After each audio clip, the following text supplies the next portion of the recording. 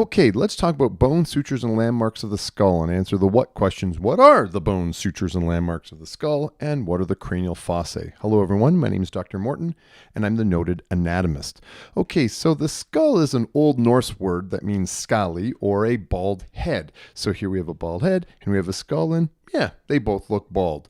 And so the skull, to cover it today, we're going to do the following. We're going to talk about the bones and the sutures and the landmarks in the following way. We're going to do bones, sutures, and landmarks in the anterior part of the skull, then lateral part of the skull, then posterior, then superior, then take the calvarium off and look at the cranial fossae with the calvarium removed, and then look at the skull base with the inferior view. Now, a note before we get started is that the perspective of this tutorial is towards health professional students.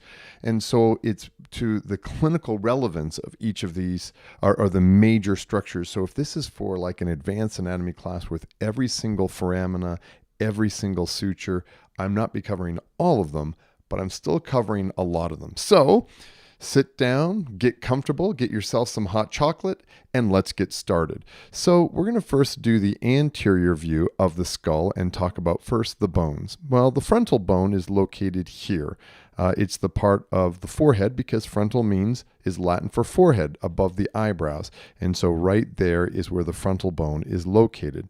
Now the parietal bones are located on the lateral side of the skull, and they're ones we're going to be talking about in another view.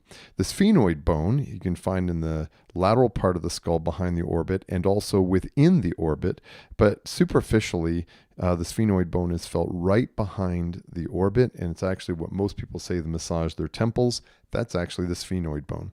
The temporal bone is located above the ears, right about there. And then the zygomatic bone is the bone that's located right along the cheeks. So the maxilla is this bone here in purple, and it is Latin for jaw, and it's the part that's of the upper jaw and all the way up to the side of the nose. Now, the nasal bone is located here because nasal means nose. Now, is that Wonder Woman? Nope, it's Diana Prince, and you can tell because she's wearing glasses, and glasses sit right on the bridge of the nose on the nasal bones. Now, the mandible is the lower jaw here, and we'll talk about that in a few minutes. Let's talk about now sutures. The only suture we really see, the main one we see here is the coronal suture that goes up and down. We'll talk about that suture later on. Let's talk about the landmarks in the front of the skull. Well, the frontal sinus is located within the frontal bone. There's the frontal bone, and the frontal sinus are these hollow caves within the bone itself. And so in this x-ray, we can see the frontal sinus, and let's outline it there. There is the frontal sinus that it's used for. It makes mucus because it's mucosa lined inside, but it's a cave and it helps with the resonance of sound. And here's a lateral x-ray, and that yellow arrow showing the frontal sinus.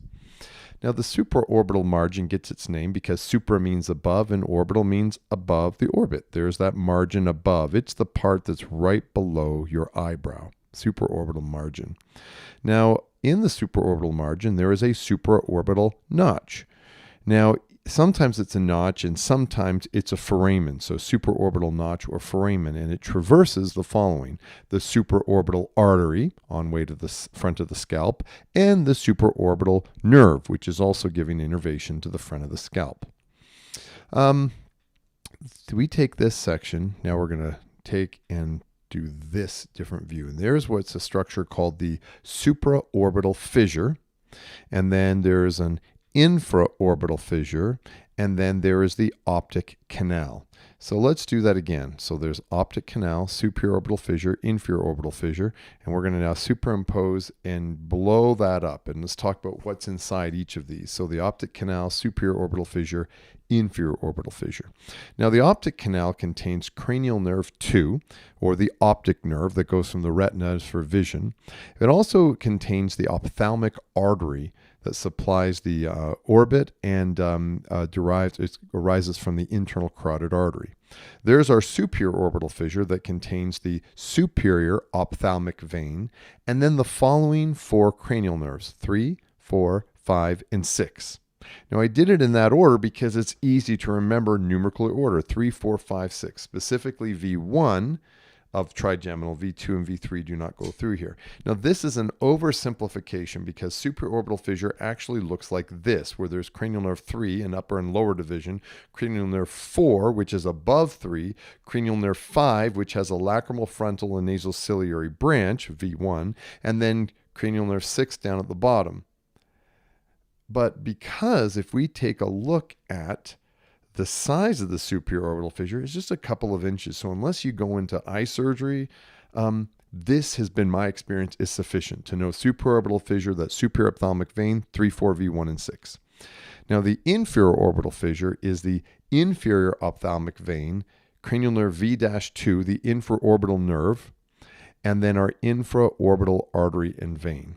So there are the 3 major openings in the orbit. Now, the nasal lacrimal duct is located right there. Let's take another view right there. And that nasal lacrimal duct does the following. Here's the orbit. There's our lacrimal gland that, when innervated, produces tears that wash the eye and go down through this nasal lacrimal duct into the nasal cavity. Hence why when you cry, you actually usually get a runny nose. That is the nasal lacrimal duct going between the medial corner of the eye all the way down to the nasal cavity. All right, so now we're going to look in more of a going down, looking up. There is our infraorbital foramen right there, and that infraorbital foramen traverses the inferior orbital nerve there and our inferior orbital artery there as well, supplying the lower eyelid, lateral nose, upper lip. There's our inferior nasal concha and our middle nasal concha. And there is our nasal septum in the nasal cavity. So the mental foramen is located right there, and it traverses the mental nerve, a branch of V3 that supplies the chin and the lower lip.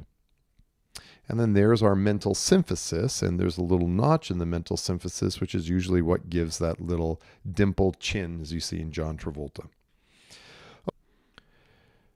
And so now we look at the skull on your right and this dermatomal picture on the left. There's the superior orbital foramen that gives rise to a branch of V1. That's where you test the V1 dermatome. And the infraorbital foramen gives rise to the infraorbital nerve, which is where you test the V2 dermatome. And the mental foramen gives rise to the mental nerve, is where you test the V3. So above and below the eye, the orbit, and then in the lower lip, the way you test the trigeminal dermatomal fields. Now let's do the lateral view of the skull and start with bones. And so here's our frontal bone forming the forehead.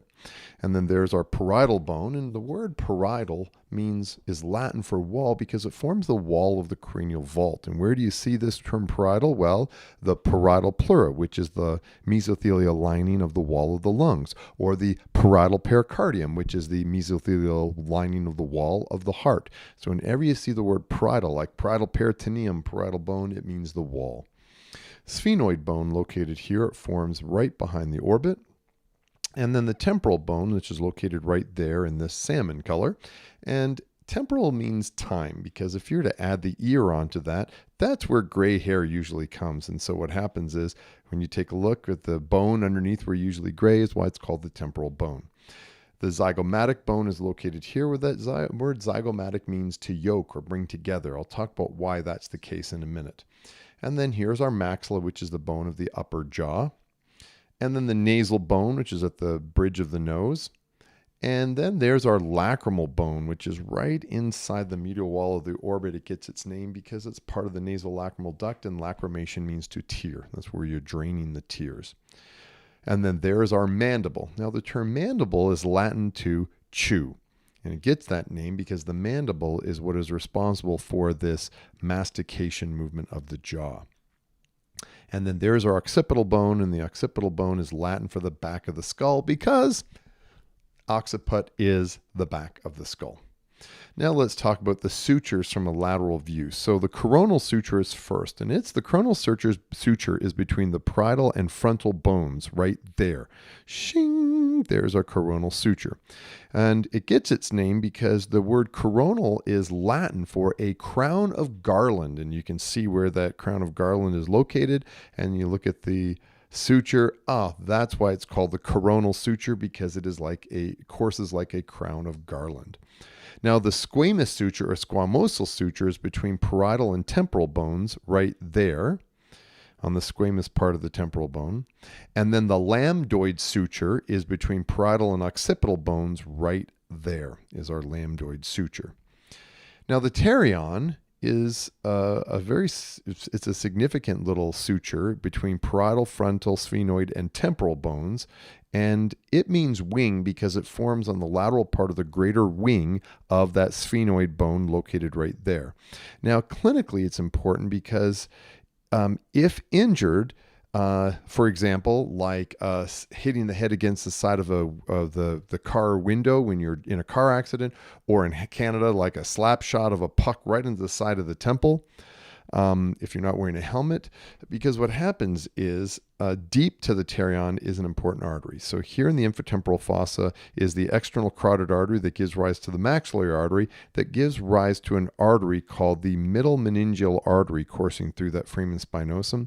And then that middle meningeal artery supplies a good chunk of the dura mater. And right there is where the pterion is located. And so if you hit the pterion, deep to the bone is this little artery called the middle meningeal artery. And because of how thin the pterion area of the bone is, it could rupture and cause bleeding, separating the dura from the skull, forming an epi outside the dura mater collection of blood. Epidural hematoma. All right, now let's talk about landmarks from a lateral view. There's the external outside occipital protuberance there. And then there's the petrous part of the temporal bone. Now this part, that arrow is showing where the petrous part of the temporal bone is, but it's deep to this area. It's like basically running your hand over the ground, but what you're meaning is stuff underneath the ground, because the word petrous means rock, like petrified. And so in this lateral view of the skull, whenever you see bright white, it means it's very dense. And there is that petrous part of the temporal bone. It's housing the internal ear, like your cochlea and semicircular canals. Now, the mastoid process of the temporal bone is located right there, and the word mastoid is Latin for breast shape. Think mastectomy. And there is that mastoid process of the temporal bone, and outlined there is our sternocleidomastoid muscle, and the mastoid process is its insertion. In this lateral view X-ray, there is that mastoid process, but within the mastoid process are these mastoid air cells, which is like sponge-like formation of bone that communicates with our middle ear. Now, the external acoustic meatus is here, and the word external means outside, and acoustic means to hear, and a meatus means some type of a passageway.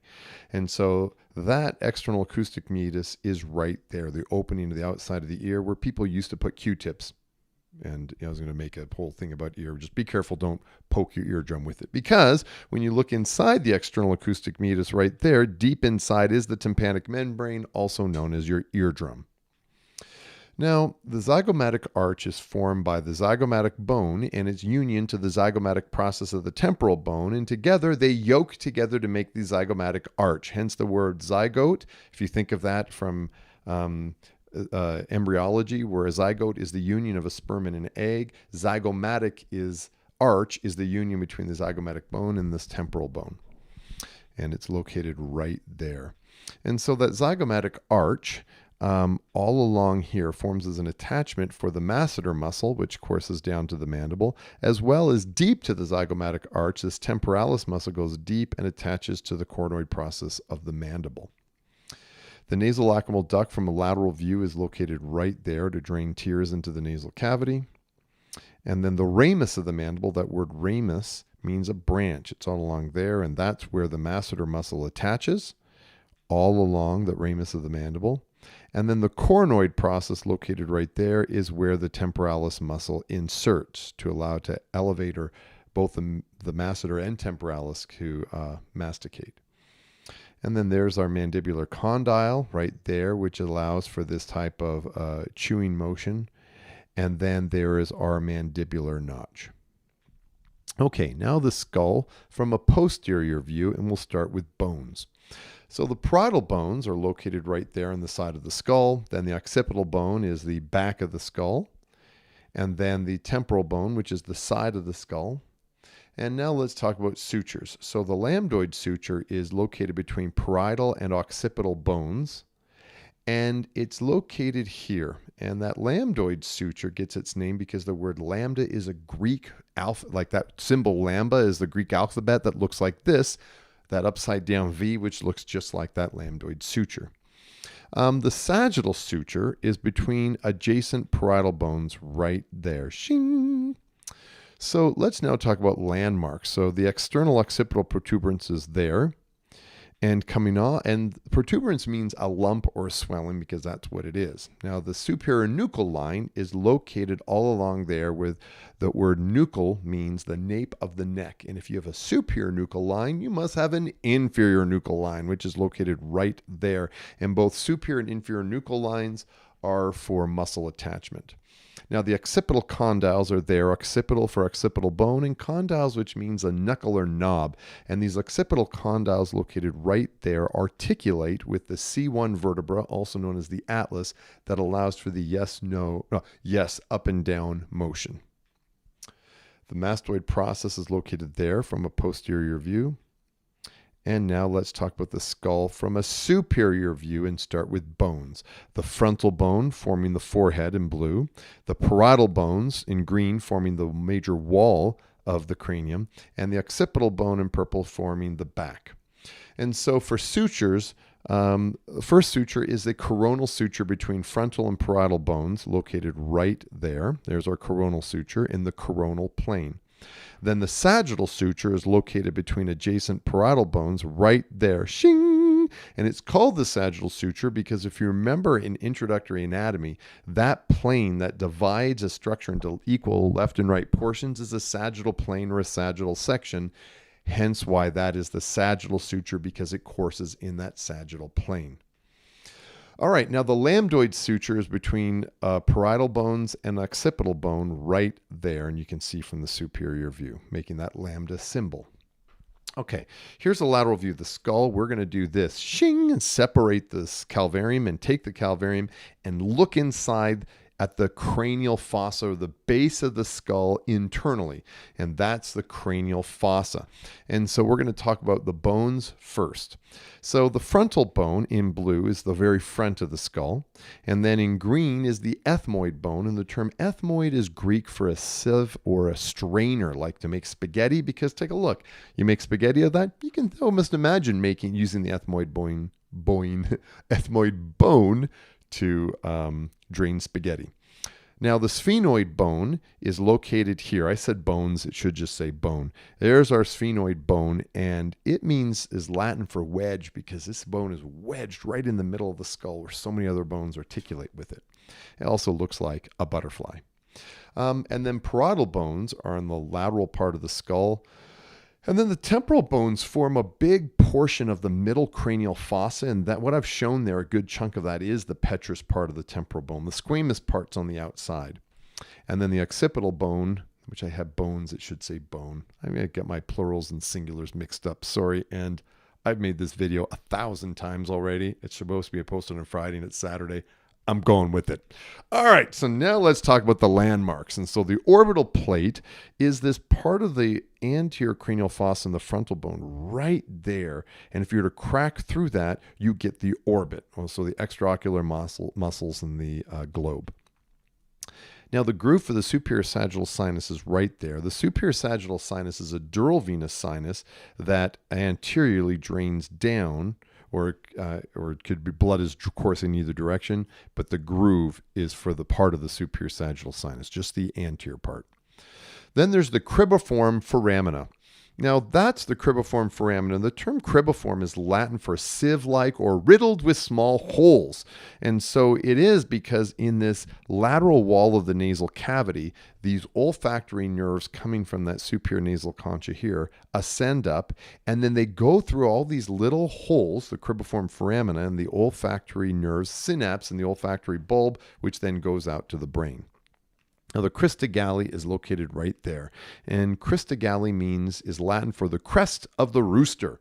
And so how does that look? Well, let's take a look at another view, right like that. There is that crista galli, so that it looks like the crest of a rooster. Now, what does the cristicale do? It serves as an attachment for the falx cerebri here in orange, which is this longitudinal structure of dura mater that separates our cerebral hemispheres, and then right there attaches and anchors to the cristigale. All right, now let's zoom in and show the lesser wing of the sphenoid bone there in yellow, which is on the anterior cranial fossa, and you can see those the anterior clinoid tube processes, lesser wing. Now the greater wings are in the middle cranial fossa, which on either side of the body of the sphenoid where the sella turcica is located. All right, so now let's go into this area of the sella turcica. So we zoom in. And so there's something called the anterior clinoid processes right there that serves an attachment for the tentorium cerebelli. And then there's the posterior clinoid processes right there. Now what happens is these two anterior and two posterior clinoid processes, anatomists looked at that and they said, what should we call these? And well, the term clinoid is Latin for bed because it kind of looks like a four-poster bed. 1, 2, 3, 4. And what's in the middle, sleeping, our pituitary gland. And so the hypophyseal fossa there houses the pituitary because hypo means below and facile means outgrowth, and that's the pituitary gland. It's an outgrowth of the hypothalamus. All right, and so here's a sagittal section of the skull, and there is a hypophyseal fossa because it's what houses our pituitary gland. Now here we have the dorsum celli, where dorsum means behind and celli means saddle or the back of the saddle. And so there we've got in the sagittal section, there's the hypophyseal fossa and there's the dorsum celli with the yellow arrow. Now the sella turcica then is a combination of things. It is the hypophyseal fossa plus our two posterior clinoid processes plus the dorsum celli. That's what makes the sella turcica. And sella turcica translation is a Turkish saddle because that's what it looks like. Now in this x-ray, we're going to zoom in. There is the hypophyseal fossa and there is the dorsum celli. And there we have the sella turcica. Now often in anatomy, we'll just call that whole thing the sella turcica. Okay. Now if you find it below the sella turcica, if you were to punch a hole through that saddle, you're in the sphenoid sinus. If you find the sphenoid sinus, you're like, oh, there's the maxillary sinus. If you find the maxillary sinus, oh, there's the hard palate. Hey, and if you find the hard palate, there are the maxillary teeth. What happens is I look for happy faces in x-rays. If I find one thing like the sella turcica, it introduces me to other things in the skull. All right, now this is a superior posterior view of the base of the skull. We're going to go over optic canal and supraorbital fissure. There's our optic canal coursing into the orbit for cranial nerve 2 and ophthalmic artery. And there's the supraorbital fissure also going into the orbit. And I've only shown one on either side, but they're bilateral. Supraorbital fissure is for the superior ophthalmic vein, cranial nerves 3, 4, V1, and 6. Now let's do the same thing from this view. There's our optic canals and there's our superior orbital fissure. Now the foramen rotundum is right there, and rotundum means round. So it literally means the round hole. From this view, you can see that round hole, and is from that view, the round hole. Now that is in contrast to this foramen ovale, and ovale is Latin for oval, for this oval looking foramen right there. Now the foramen ovale is for the V3 nerve. So there's our trigeminal nerve, cranial nerve 5, and there's V3 going through the foramen ovale. On the bottom of the skull, that's where V3 goes into the infratemporal fossa and supplies the mandible, tongue, and lower part of the oral cavity. The foramen spinosum is there, and that foramen spinosum gives rise to the middle meningeal artery that supplies the dura mater, and that's where the pterion is located, where it could get fractured. All right, now the foramen lacerum is there. Now the foramen lacerum is actually filled with cartilage, so it's really kind of it's a good landmark to show, okay? Now the carotid canal, however, is in a tunnel right there. There's our carotid canal. And so here in this lateral view of the skull, and you see brain, cerebellum, and arteries, there's our internal carotid artery. And there is the carotid canal, and what we're seeing is that opening, the top of the canal.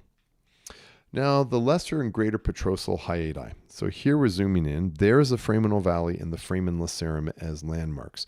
And so there's the lesser petrosal hiatus and the greater petrosal hiatus. Now, the lesser petrosal hiatus gives rise to the lesser petrosal nerve that goes through the Foraminal Valley with V3, but the lesser petrosal nerve, after synapsing in the otic ganglion, innervates our parotid gland.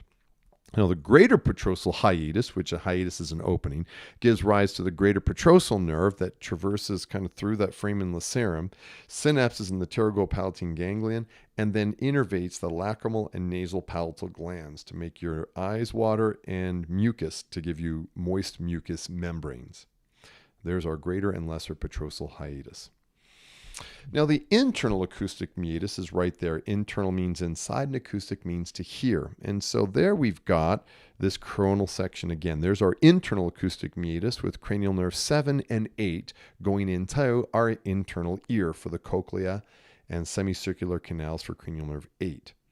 Now, there's our external acoustic meatus, which is the external ear. Now, I'm showing this because the external and internal acoustic meatus is not like a train tunnel from one in and out the other, because the middle ear is what separates this.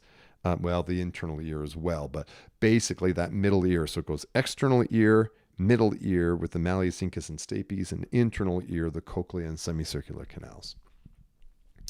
Now, the groove for the sigmoid sinus is located right there. And here we have a posterior superior view, and that in blue is the sigmoid sinus, the dural venous sinus that goes through the jugular foramen. And so there is the jugular foramen here. And jugular means neck or throat. Now, why do we have this? Well, we take a look at the jugular foramen, and there's the jugular foramen. The sigmoid sinus then becomes the internal jugular vein that courses all the way down the neck, hence why the vein in the neck, the jugular vein, goes through the jugular foramen. Also going through the jugular foramen are 3 cranial nerves. Cranial nerves 9, 10, and 11 go through that. And so there is the jugular foramen for the IJ and cranial nerves 9, 10, and 11. In addition, we have the foramen magnum, and the word foramen is whole, and magnum means really great, large, big. Okay, it's the biggest foramen or hole of the skull, and it traverses the spinal cord, or the spinal cord goes through that. We see the spinal cord come up, and right there is a foramen magnum. It also traverses the vertebral arteries coming off their subclavian artery, going up through the transverse foramen of the cervical vertebrae, over C1, and ascends up through the foramen magnum. And finally, the spinal accessory nerve, where we see there in yellow, coming up through the foramen magnum, and it also then goes up over the base of the skull and then descends to the jugular foramen to innervate the traps and sternocleidomastoid.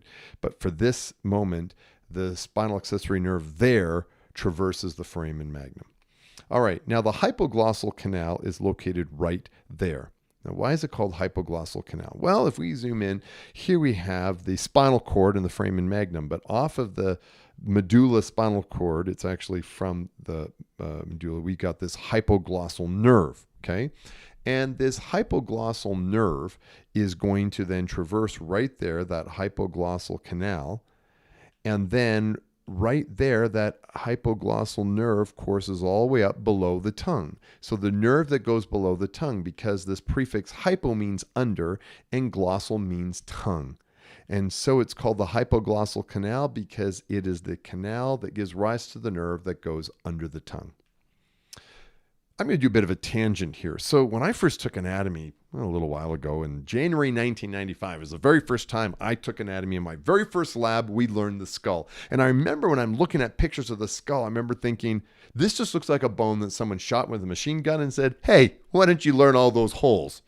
So I had to learn these somehow, and I'm not very good at memorizing, which is I recognize as ironic because I'm an anatomist. So what I did is I printed this off, and then I took this and I laminated it. And then I took this laminated picture of the skull and I went shing, and I stuck it in my shower. So every morning when I was showering, I'm like, la, la, la, and I'm showering. I'm actually reading through these, looking at this and becoming familiar with the words. And then when I was shaving or, brushing my teeth, I'm looking at another picture of the skull. And when I'm doing some other business in the bathroom, I've got other pictures on the wall that I'm reading. So every morning I spent like 15 minutes, 20 minutes in the bathroom at different stages of getting ready for the morning, becoming familiar with the jargon so that so the words became familiar. And I'll tell you, since January 1995, I've never forgotten any of the foramen of the skull.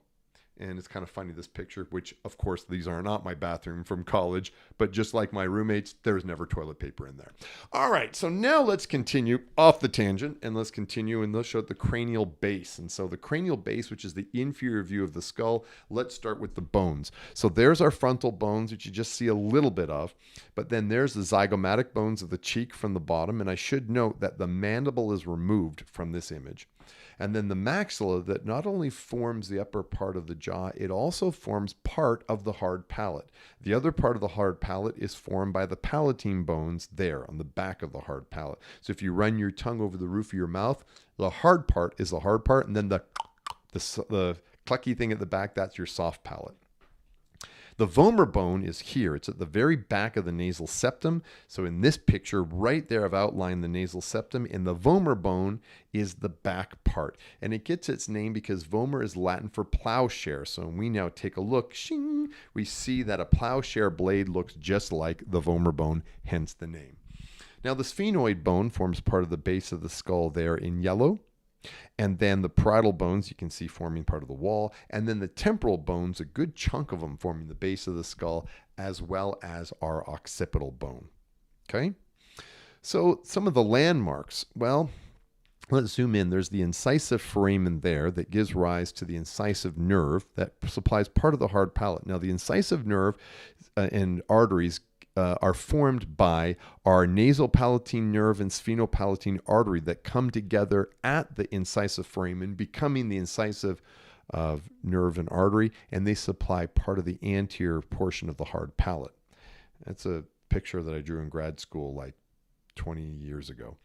All right, so now there's the greater palatine foramen, greater because it's bigger. Palatine, it's on the palate, and it's a hole. And this supplies much of the mucosa of the hard palate. So this is a view as if you open your mouth really wide and the upper part showing the maxillary teeth. There's the greater palatine foramen giving rise to the greater palatine nerve and artery that supplies the hard palate. If you have a greater, you must have a lesser palatine foramen, and that is located right here, and it gives rise to the lesser palatine nerve that does sensation to the soft palate, the clucky part at the back of your palate. So now the pterygoid process of the sphenoid bone is right there, and it has the following parts: the medial plate of the pterygoid process, the hamulus, which means hook, where the tensor veli palatini hooks around, and then the lateral plate of the pterygoid process of the sphenoid bone in the house that Jack built. Now that lateral plate helps with our pterygoid muscles. So not our temporalis and masseter, but I just show those as references because if we do this dissection and go shing and cut that out, there's our lateral pterygoid and our medial pterygoid muscles, and the lateral pterygoid and medial pterygoid attach laterally and medially to the lateral plate. All right, so now let's talk about the mandibular fossa, which is located there in the temporal bone. And so this mandibular fossa articulates with the mandibular condyle there to give us our temporomandibular joint. So the key to it is right there at the mandibular fossa is the part of the temporomandibular joint. Now, the petrotympanic fissure is located right there. It's located between our mandibular fossa and the carotid canal is one way to find it. Now, the petrotympanic fissure gives rise to the chorda tympani nerve that goes right through that petrotympanic fissure right there and supplies taste to the front of the tongue and parasympathetics to our submandibular and sublingual salivary glands. It gets its name because the chorda tympani nerve courses through the petrous part of the temporal bone, rock, and across the eardrum, the tympanic membrane. Hence the name petrotympanic fissure for the course of the chorda tympani nerve that exits this opening. Now the foramen ovale, we look at the base of the skull, we're like, where's an oval-looking foramen? There it is. That's oval-looking. And then just to the side and posterior to it is this very tiny one there, the foramen spinosum. And then medial to the foramen ovale is where we find that foramen lacerum. And then there, right behind the foramen spinosum, is our carotid canal. Now, the carotid canal, again, here we see a lateral view of the neck from Gray's Anatomy, and there's our internal carotid artery. And so what happens at the base of the skull is the internal carotid artery goes through the carotid canal there, and then into the cranial vault at the exit of the carotid canal there. So there is the carotid canal. That is its bottom opening into the carotid canal, which is where the yellow arrow is pointing. So now the jugular foramen is located just behind the carotid canal and the styloid process of the temporal bone. There it is, where that word styloid is Greek for pillar-like. It's a very pointy landmark as shown there in this lateral view of the skull. But you may have, if you're studying osteology, recognize I've heard that word styloid before. It's the styloid process of the radius and styloid process of the ulna. It just means pillar-like. Styloid process, in this case, of the temporal bone. It's where you've got muscles and ligaments attaching to it. Now, the mastoid process of the temporal bone is located there. A reminder is that bump right behind the ear. And then there is an opening, and anatomist said, what do we call this opening between the styloid process and mastoid processes? I know, we'll call it the stylomastoid foramen. And that gives rise to the facial nerve. And so the facial nerve goes through the internal acoustic meatus and then gives rise to the facial nerve proper branch that descends through the facial canal. And then that facial nerve proper courses down through the facial canal, through the bottom of the skull, through the stylomastoid foramen, through the parotid gland, and that facial nerve proper innervates all these muscles of facial expression. There's the stylomastoid foramen. All right, so now the foramen magnum is this really big opening on the base of the skull where you see vertebral arteries, cranial nerve 11, and the spinal cord. So the occipital condyles are here, and occipital means the occipital bone, and condyles are these knobs, and they articulate with V1. Now let's talk about a different subject. Well, not different. We're going to continue, but we're going to look at something called the cranial fossa, which are three large stair-like depressions in the floor of the cranial cavity. So here we have the anterior, middle, and posterior cranial fossa, but it's hard to see these stair-like depressions. So let's take a look at the same thing from a mid-sagittal lateral view. There's our anterior cranial fossa, middle cranial fossa, and posterior cranial fossa. However, you don't really in the health sciences look at too many illustrations like this, and often what you see is it's through an x-ray. Now, to see and appreciate the x-ray, let's do the following.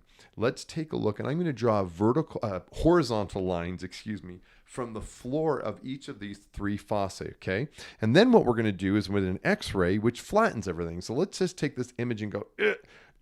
And I didn't completely flatten it, but it's flattened enough. So what happens is when you're looking at the front of an x-ray, is what the illustrations on the left are showing, and what the view is what you see as this x-rays, notice what happens. There's the level of the anterior cranial fossa. Now look at the x-ray. There it is. That's the anterior cranial fossa. Now in red, there's the floor of the middle cranial fossa there. And then in green, there's the floor of the posterior cranial fossa. So there you get these three stair-like depressions in the floor of the cranial cavity. So that, my friends, is showing the skull anatomy in a nutshell.